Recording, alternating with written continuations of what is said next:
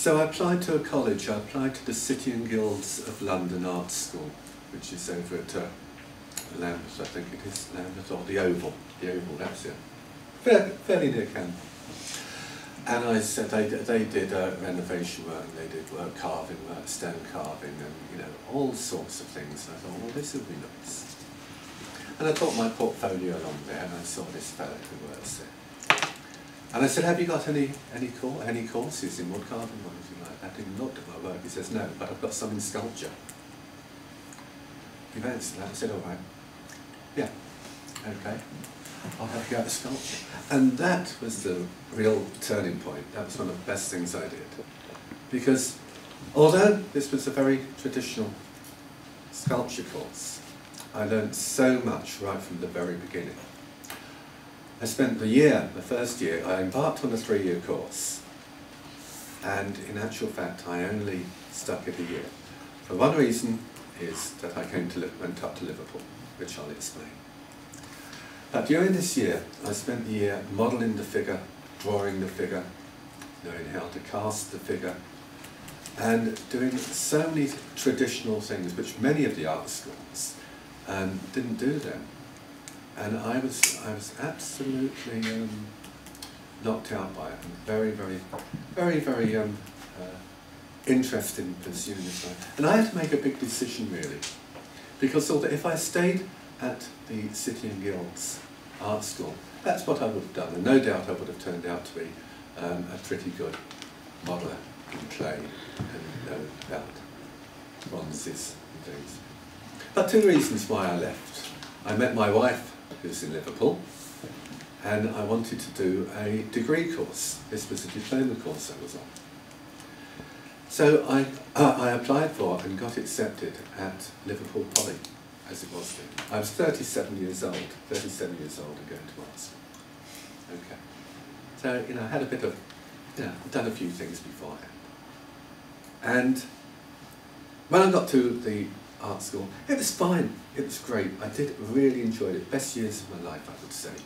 Absolutely. It wasn't just concentrating on the figure. The facilities were there, but I came with a lot of knowledge which I gained from this other course. It was so important.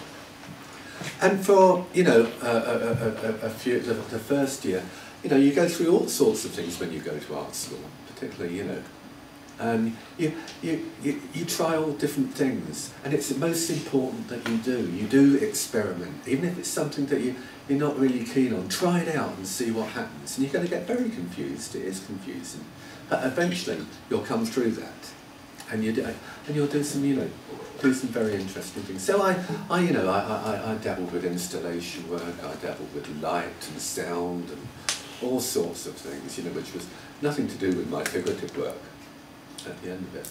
And once, I've been through a lot of it, but I've still taken back to actually working with a figure of sorts. Working, from the human form and working directly from the model.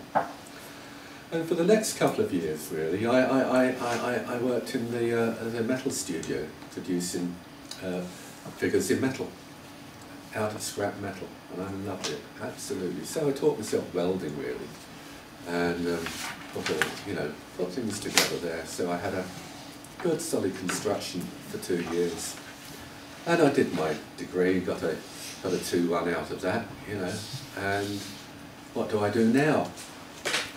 I will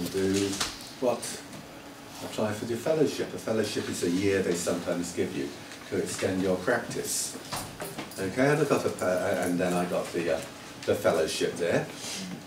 So I had another year where I actually went back to working with wood and producing some great big wooden pieces of structures and sculptures. And I think one of the first ones, it was my first commission I did, was producing this giant hare, this big rabbit, for a school, which I made out of reclaimed timber.